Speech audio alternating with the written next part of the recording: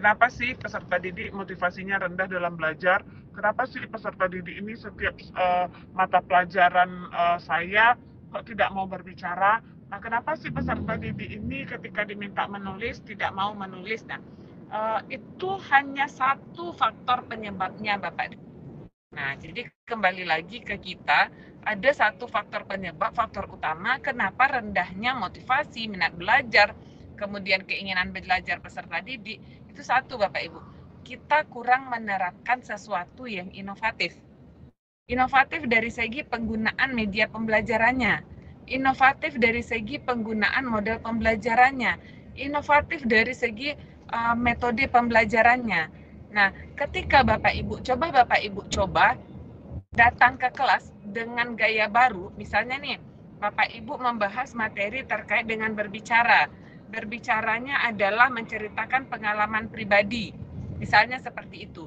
Nah, kalau misalnya seperti biasa kita datang, selamat pagi anak-anak, silakan. Hari ini kita akan belajar tentang kegiatan sehari-hari. Siapa yang mau menceritakan kegiatan sehari-hari ke depan? Misalnya seperti itu.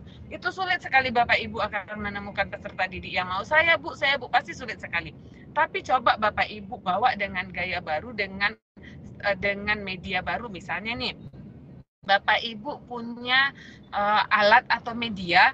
Bapak Ibu ingat kalau saya waktu kecil-kecil ya, ulang tahun itu kan ada tuh korek api kayak atau apa benda yang dijalankan ketika dihidupkan musik, kemudian ketika musik berhenti yang kena hukuman adalah yang megang bendanya. Nah, coba kita pakai media seperti itu, tuh media sederhana Bapak dan Ibu. Media sederhana pada kertas. Kalau saya itu kemarin baru mengembangkan dengan mahasiswa adalah kotak berbicara. Nah, sama siapa kotak itu pada saat musik berhenti dia harus berbicara. Tapi berbicaranya kita kasih clue Bapak dan Ibu. Kita kasih clue, di dalam kotak itu ada clue-nya. Nah, dia akan berbicara. Nah, dengan sedikit permainan seperti itu Bapak Ibu, dari 3 sekolah yang kami lakukan penelitian ternyata meningkat aspek keterampilan berbicara peserta didiknya Bapak Ibu. Hanya sedikit permainan seperti itu. Nah, dengan sedikit permainan anak-anak akan antusias Bapak Ibu. Ada antusias, saya siapa lagi. Nah, nanti dia akan antusias daripada kita masuk ke dalam kelas dengan pembelajaran konvensional. Ayo anak Ibu, siapa yang mau berbicara tampil ke depan. Nah, itu tidak akan ada yang mau Bapak dan Ibu.